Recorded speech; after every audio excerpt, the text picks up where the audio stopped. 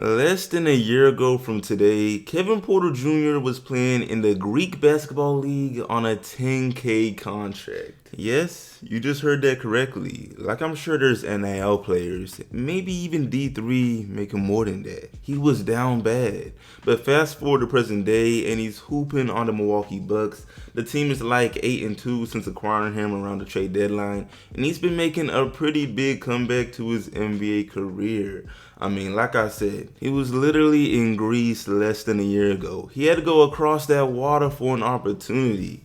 But how did we get here, you feel me? I didn't put banned in the title for no reason. At one point, which was really not even too long ago, KPJ's future in the NBA was looking really questionable. You know, it's no secret that after his domestic violence situation back in fall of 2023, involving a fairly notable WNBA player and model by the name of Kaiser, man, the NBA was ready to pack him up. You know, the Rockets GM told him to kick rocks, KPJ jersey owners had to put them jerseys to bed, and his NBA chapter was very much coming to a close. But now the tables have turned, you feel me? And, you know, NBA fans are realizing he's got a lot left in the tank. This low-key a random fun fact, but he's one of the youngest players to ever drop 50 points in NBA history. As I record this video, he's only 24. So, you know, long story short, his story isn't over, and today we gotta talk about it. So yeah, bro, y'all go ahead and let me know in the comments, man. What do you think of Kevin Porter Jr.? Did the Bucks land a steal by trading for him? Why or why not? And yeah, really quick before I go any further, what's up YouTube? Plug Speaks back with another video. If you're new, first of all, welcome. Go ahead and sub. Also like the vid if you enjoy, man. I upload quality basketball content and around the grind of 5K, so I'd most to death appreciate it. But yeah, bro, back to the vid though. So first off, we gotta straighten this out. You see, like I said, the reason KPJ was banned from the NBA in the first place is no secret. It's a classic case of domestic violence between him and his shorty, law enforcement got involved, and boom, reputation ruined. Nobody likes a woman beater, duh. However, the truth is that his charges were never really confirmed. The case was dismissed. I know media treated KPJ like he was guilty, and he even pled guilty to a misdemeanor of domestic assault after public pressures, but the woman herself, Kaiser, straight up told reporters he never hit her and that she didn't have the injuries to support those assumptions.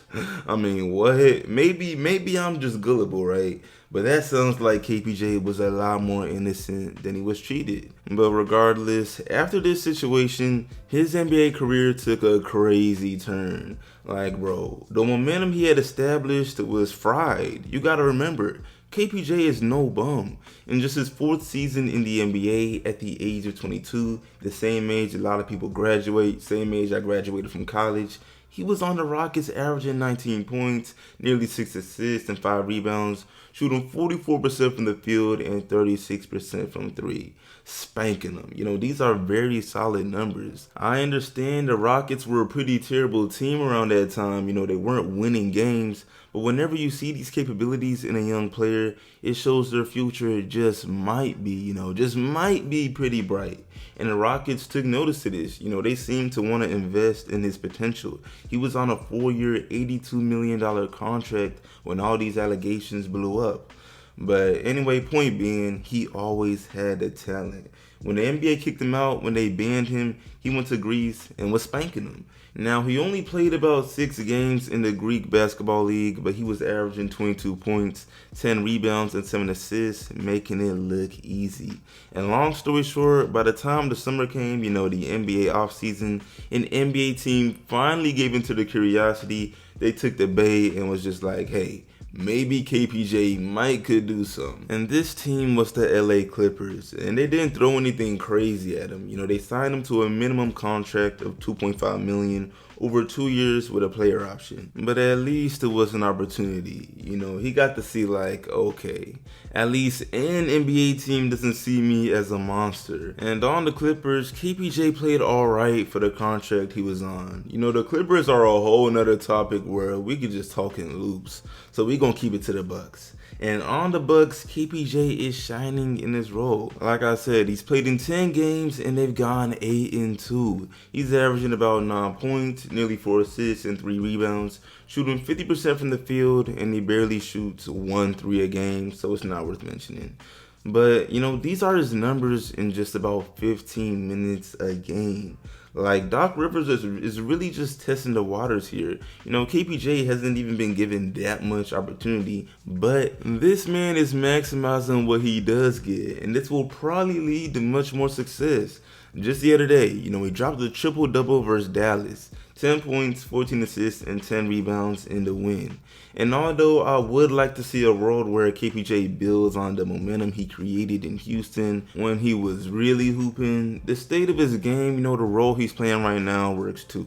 The Bucks might have really landed a steal because he might catapult them into where they want to be. The Bucks are sitting pretty low-key in the Eastern Conference right now. Like, they hold the 4th seed and are really just 2 games out from being the 6th. However, if we look at the teams above them and their record in the last 10 games, they're second to only the Cavaliers, the hottest team in the NBA. So boom, what does that tell us? In the short span KPJ has been on the team, he's been high impact. Like, bro, we're talking about a 6'4" slasher type of guy who was fully capable of running an offense. The man dropped 14 assists versus Dallas. I was just watching the highlights of that game. And above all else, it's clear that KPJ can help control the game. Not every play was fancy. Damn near half of his assists were passes to catch and shoot threes from AJ Green. He's another low-key player on the Bucks who's shooting like 42% from 3 on damn near 5 attempts. He's a sniper.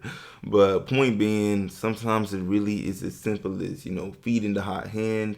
And then beyond this, there are several examples of KPJ finessing in the pick and roll, lobbing up to their bigs, finding Kuzma for easy buckets, really just fundamental basketball.